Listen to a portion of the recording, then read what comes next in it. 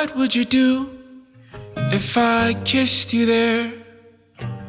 Would you run? All right. Welcome back you to the stay? Futon Sessions Unplugged. I am here with, Yes.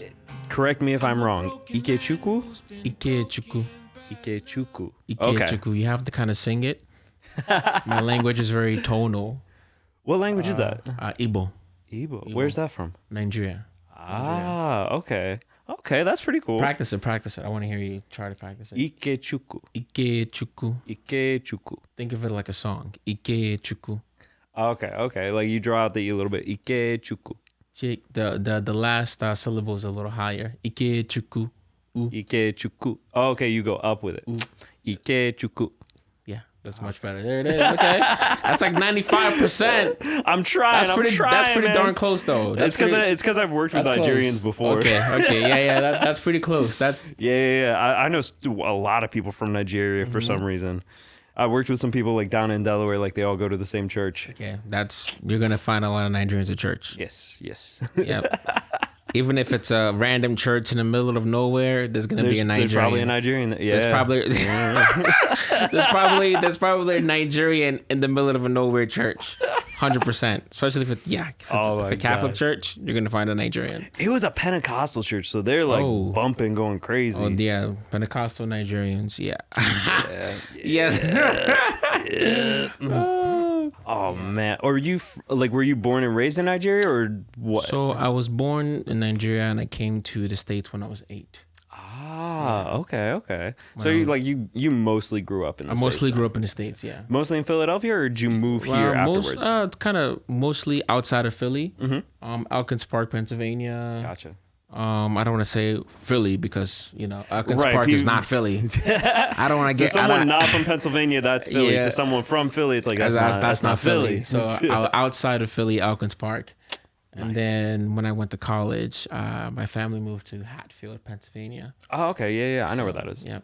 I was in West Philly for about 2 years, but now I'm back in Hatfield. Nice. Okay. So you had to drive in. I didn't realize how far you were coming from. Driving, yeah, about an hour-ish. Oh, okay. 5 minutes from here. Well, dude, that makes me appreciate you coming out I so much appreciate you, the two of you for hooking me up, making me look good on camera. It's not hard, bro. Making me, I'm about to start blushing on camera. Making me sound good on the mic. I appreciate that. So yeah, man. Yeah, like this, and this is for free. Yeah. It doesn't feel like it should feel for free, but like that's the quality that so thank you for that. Dude, of course. Thank you so much for coming. I've wanted to have you on for a while because I've been doing these for a while, but like starting its whole own channel thing recently. I've wanted to have you on for a while because we met in passing, but then like actually like started conversating at Creatives Philly at the open mic. You've been a regular there for a while. I love Creatives. Listen, every time I see you walk in, I'm just like, oh, Scott better pull it in. Every time oh man, Scott, please pull my name. Please pull my name. I love Creatives. Any chance I get that I can do it, and if it's on a school night, if I'm not, being this high school counselor, I just make sure that it's. If sometimes I take a risk, sometimes I don't, but I was like, oh man, hopefully I can come through. But every time I'm there, I hope that my name gets pulled. Dude, well, thank you so much. Yeah.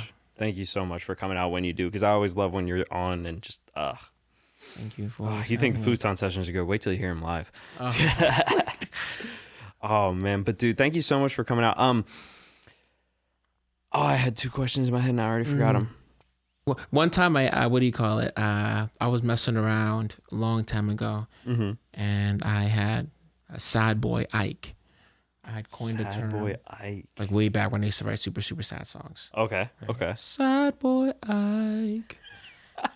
And it was like a little catchy intro. It was supposed to be funny, but listen, it works. What was that for? It was just for fun. Just for fun? Okay. Yeah, I was like, man, these songs are really sad. Maybe I should do like a sad boy Ike as a funny thing. So people like, man, why is this guy writing all these sad songs? Anyways. That's funny.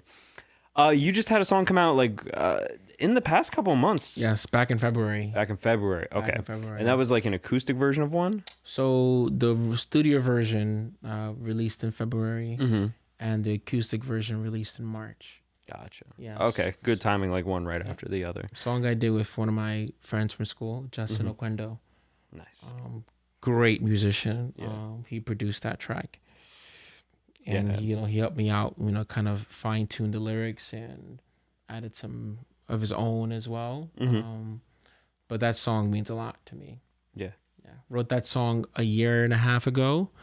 And then I brought it to Justin, and Justin dissected it and just kind of brought it some life. extra life. That's cool. It's always nice when you get to see two people like work together on music to kind of like they both put their own taste into it, but you can tell like whose song it was originally sometimes. Absolutely. Yeah. I mean, well, that was the second one that you did here on the Futon session. That was the second one. No more second guessing. No more second guessing. Yeah. Every time I sing that song, I feel so confident. It's like, no more second guessing. It's a good song. Like that's a good like just build up song, kind of like to get yourself ready for something. Get ready. If somebody's ever doubted you, if you've ever been in a situation, I think we kind of all have where you're always second guessing yourself. Yeah. You kind of go through these moments in your life, and then when you come outside of those moments, you realize, man, I'm much better now. Okay, no more second guessing. Now, you said you work as a school counselor for students, correct? I'm a high school counselor, yeah. How do you feel like that like in any way influences how you write your songs? Like, does it influence like any of the style, any of the topics at all? Because it seems like the no more second guessing with that being so focused around self-confidence, it feels like you're kind of helping with the whole mental health aspect a little bit. Yeah, recently I had my own mental health struggles, obviously, and in the past year, I've grown a lot mentally. And I've added some self-care routines and just been taking care of myself a lot better. Gotcha. And that trickles into the high school counseling role. Made me a better high school counselor, especially in sessions with my students and how I kind of communicate with them. So they kind of go in tandem, If I let anything slip on my personal life, like if I let my self-care routine slip, my songwriting goes down and my interactions with students also are not as effective. Yeah. Because they can tell whenever you're trying to help someone, they can kind of tell when you're not fully there yourself. They can tell. Thing about kids is kids are perceptive. Yes. Because they're always paying attention as to how you're moving, because they're trying to trust you. I guess as human beings, even adults, when you meet somebody new, you're kind of gauging whether or not to trust this person because you don't really know them. But when you're put in that power dynamic role with a student and a counselor, an adult, kid and adult, they're definitely watching you. It's like, can I trust this dude to help me out with my own personal life? It's great that you have that perception, because sometimes like it's so easy to just kind of like brush that aside and just be like, this is a job, that's it. Yeah, no. And I'm just gonna like spit out the same words. It's like, all right, this is what you got to do. This is how you got to like get yourself better. Like you're trying to actually invest and like be the best to help them be the best. Absolutely. That's awesome.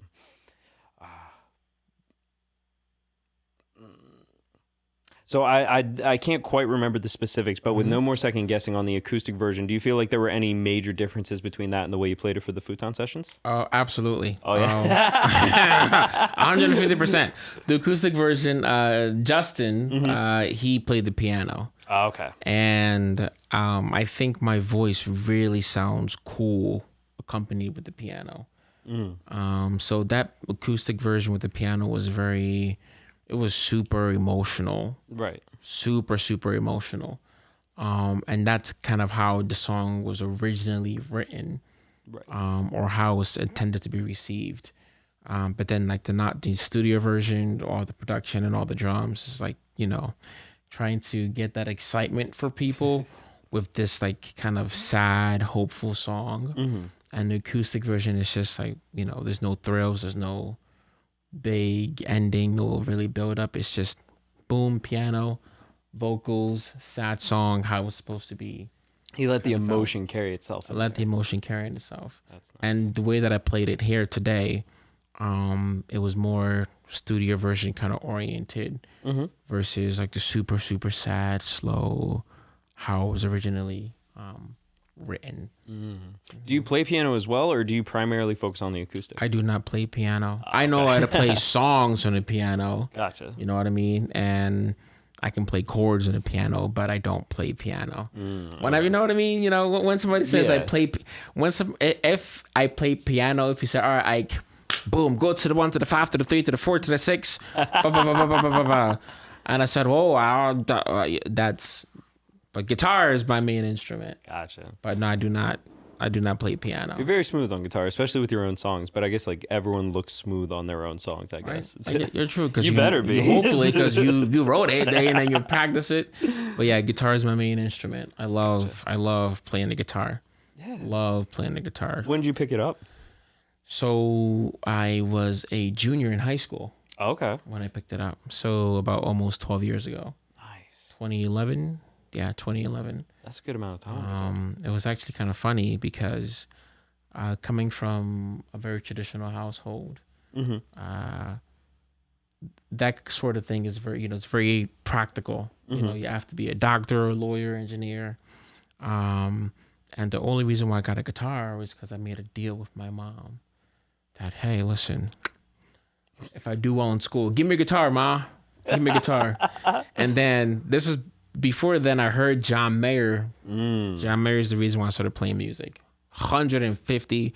That man inspired my whole musical journey. If you listen to my voice, it's very John Mayer dominated, I think.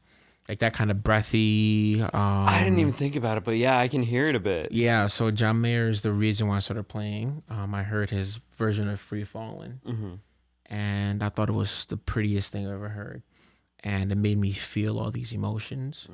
And I was like, oh, I want to be able to recreate that. And then I discovered my ability to express myself, or what it felt like to express myself. And I think that was what kind of clicked. Yeah. I was kind of searching for that, but I didn't know. Why were your songs so simpy in the beginning? No, I'm not. I'm going to try and avoid that 100% at this point. Of your songwriting career, I think that's... oops. I'm so sorry. I'm sorry. Cut, edit. Man.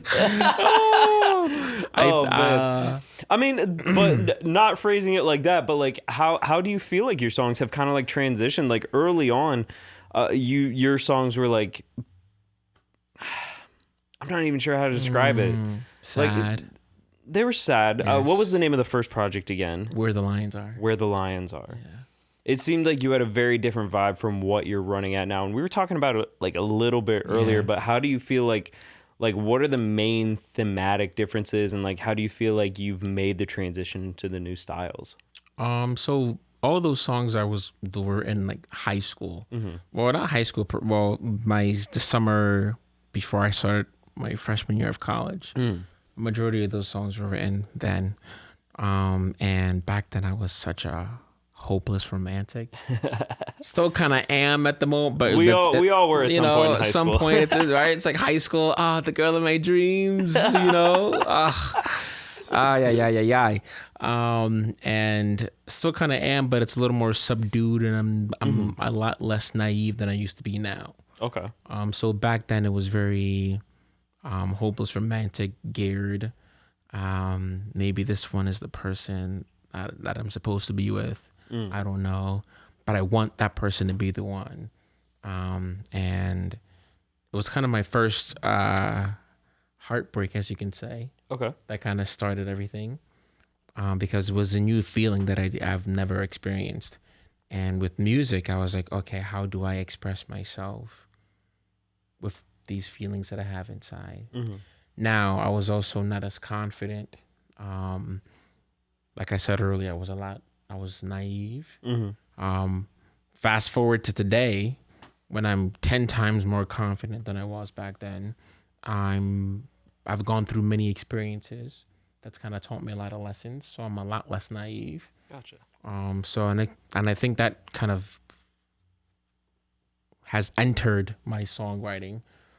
The confidence, the knowing that love comes and goes, and that's okay. Back then, I was like, "Oh my God, is love ever gonna come back?" That's what it was like back then as a high school boy. Is love ever gonna come back to me? I don't know. But now I know, like, that's life. You know, things come and go, and now I know that if love comes, it comes, and if it goes, it goes. But I know that love, at the end of the day, even if it hurts, it was gonna come. It's gonna come back. It's coming back around.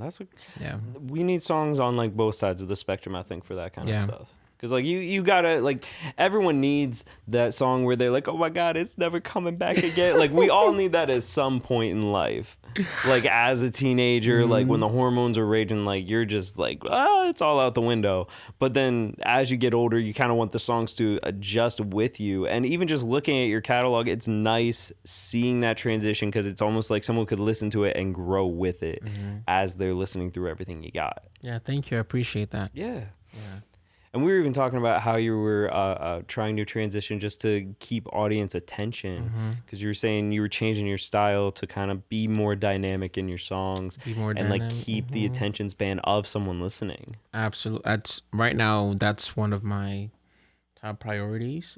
I do know they say, be authentic. And obviously that is the most important thing when I make the music or when I write music. But I also know that it's 2024, and attention spans are dropping. Yes. And musically, John Mayer, right? I'm gonna quote him. He at Berkeley, he did like a speech at Berkeley, and he said, "I want to be listenable." Right now, if you listen to John Mayer's music, this man he's a phenomenal musician. Right. I've seen him the first time. He's a phenomenal musician. And if he really wanted to, he could just do some super complicated things in his songs. But if you hear his discography, they sound just very simple. They sound very open space. And that was his kind of MO. Yeah. I want to be listenable. So I want to be listenable. I want somebody to put on my song and put it on repeat. Feel things, put it on repeat. Put it on repeat. Put it on repeat. I can say I fell for that a couple of times with some of his songs. Like Helpless, I don't know how many times I listened to that one on repeat. Oh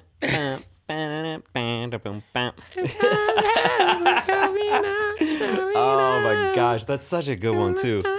That plays into, because he's good at like making things sound simple, but what he's playing is not simple. It's not. Like, if you actually sit down and look at what he's doing, it's like, that is disgusting, sir. It's yeah. That's a quote for a lot of musicians that I see. I can't remember who said it, but I know I can't take credit for it. It was the thing about being a guitar player or a musician in general is you want to make the easy things sound hard and the hard things sounds easy to play. Yes.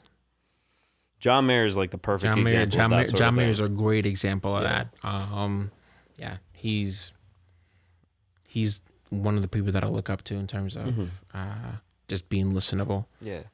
Stylistically, I can see that in a lot of your music, and that's a good thing. That's a very good thing, because like it's good. You still put your own twist on it. Like, you can see the references, but you know it's all original. Yeah. Thank you. That. Good. Yeah. I went on this date one time. This is a funny story. I probably shouldn't say it on this podcast, but life is short. It is what it is. I went on this date one time, and she was asking me,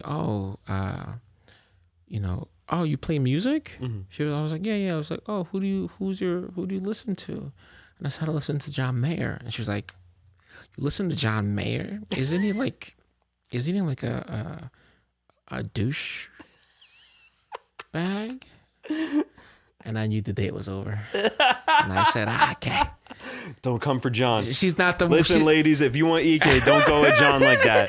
She's not the one, Send my text message to my boy, yeah, bro, it's not going to work out. Yeah. She gets a notification on her phone like, you unmatched me? I said, nah, it's nice to know. That's a good way to know if you ever want to just say, I don't like John Mayer. I said, okay, that's... All right, you made my life easy. Thank you. Thank you. Who's next? Anyways, you can cut that out if you want to. I don't know. Honestly, I'm gonna leave that. That's pretty funny. Oh my gosh. But yeah, man, like it's great listening to all your stuff, and honestly, like you're doing good, especially as an independent artist, like trying to get listens, trying to get followers. Like some of your songs have like a couple thousand listens, and hopefully they'll climb even more from there. Yeah, thank you. To be honest, recently I'm just starting to put more work into it.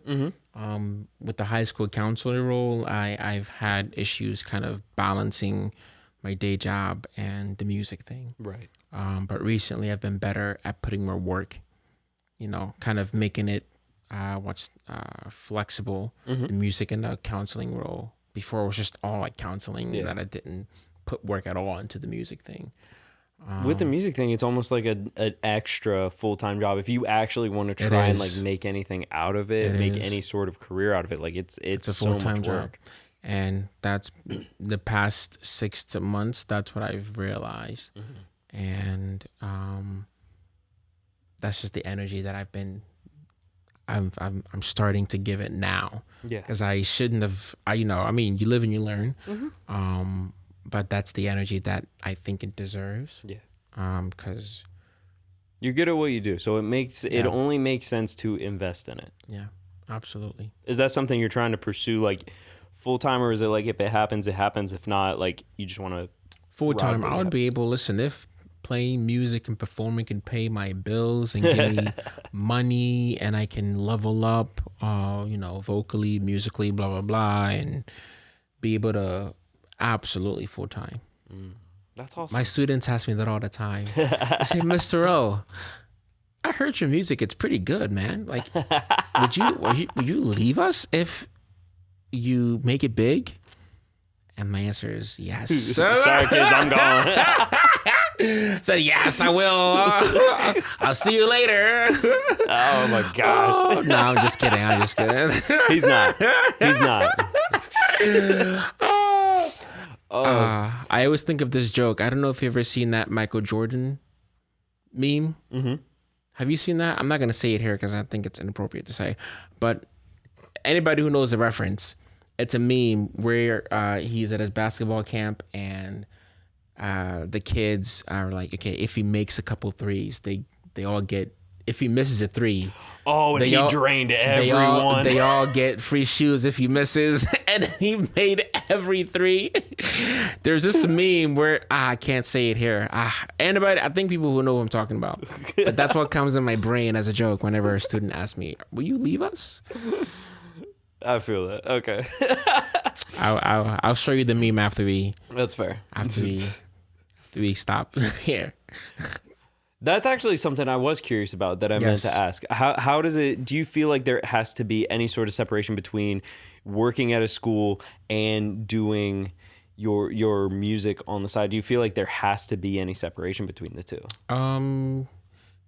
Because I know for some people professionally, they feel like they need to keep it separate. Like they anytime a student like finds them on social media, they block them immediately just to keep that sort of separation. Absolutely not. No? No, I don't want to keep it separate. Like my music and no, absolutely. Because and honestly, I think if students find you, they feel more connected to you because you just seem more human.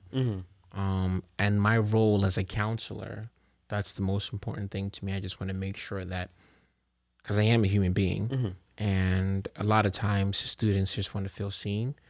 And the quickest way to making somebody feel seen is, if you're talking to someone else, like, okay, that person is human too.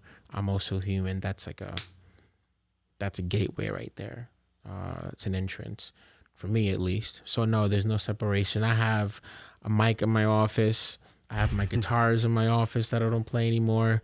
And I have students who are so good. They're so talented. And I have students who are practicing their songwriting as a way of processing their emotions. So sometimes I have sessions in my office with students, like musicians, as a way for them to practice their skills. So because music is such a big part of my life. So no. I feel like as much as it is just practicing their instruments, it's also helping them with their own just like mental health and everything. I see how you're tying it in there. That's smart. That's that's a really good way to approach it for them. I love that. Yeah, it's nice. I love my office. It's like damn, man, it's just a vibe. It's like a mini studio. Yeah. It's a mini studio in my office without all the cool sound, soundproofing. But yeah. That's cool. Well, dude, thank you so much, Ike, for coming on. Are there any projects coming up that we can like push people to, or like where can they find you on social media? You can find me on social media. My full name. I don't know if it'll be. I'll have links down in the description as well. I want him to. I want you to practice saying my name. You said the first name. Ikechukwu. Ike. Ike. Ike. Ike. Ike. Ike. Sing it. Ike. Ike. Ike. There it is. There it is. Okay, Ike. You gotta raise your eye. Ike. Ike. Ike. You know, because when you say it the other way, you're actually calling me something else in my language. Okay, well, you're saying You're saying a very bad word. I'm saying a bad word. My apologies. All the Igbo people who are listening to this are saying, "Oh my God, look at my complexion." I'm sorry. I tried. Well, yeah, it's Ike. Ike. Ike. Yes, perfect. There it is. There it is. I appreciate the effort. I want to make the effort. I hate whenever I see people like pronounce names wrong. I'm like, it just takes a little bit. People like just try. I love the effort. Just try, because some people get so. I can understand it from a standpoint. You know, they get so self-conscious that they don't want to sound stupid. We don't want to sound stupid. I don't want to sound stupid. So I'm just gonna call you something that's not your name. You know, so I appreciate the effort. Of course. Thank you for that. And what was your last name? I don't even remember what your last name is. Okorji. I'm gonna keep trying with your first name. Okorji. If you think of it as a song, you get it. Honestly, that's the secret. If you think of it as a song, Ikechukwu Okorji. It's like a melody. Ikechukwu Okorji. I feel like I heard that in a Michael Jackson song. Ikechukwu Okorji. But yes, links for all of that will be down in the description where you can find them. I'm gonna try. I'll throw like Linktree, anything you got in there, so they can. I got all that. I got all that stuff. Yeah. Well, thank you for having anything me. New coming out? No. Or just things in the works. Just things in the works. Just stay tuned. Stay tuned. Where's the camera? Which one? Which one? Oh, this one. This one. This one. This one. You go on that one. I'll go on this one. Oh, okay. Stay tuned. Stay tuned. Thank you for having me, boss. Thank you for coming out, bro. Appreciate that. All right, and until next time on Futon Sessions Unplugged. No longer want you. I no longer want you. I no longer want you. I no longer.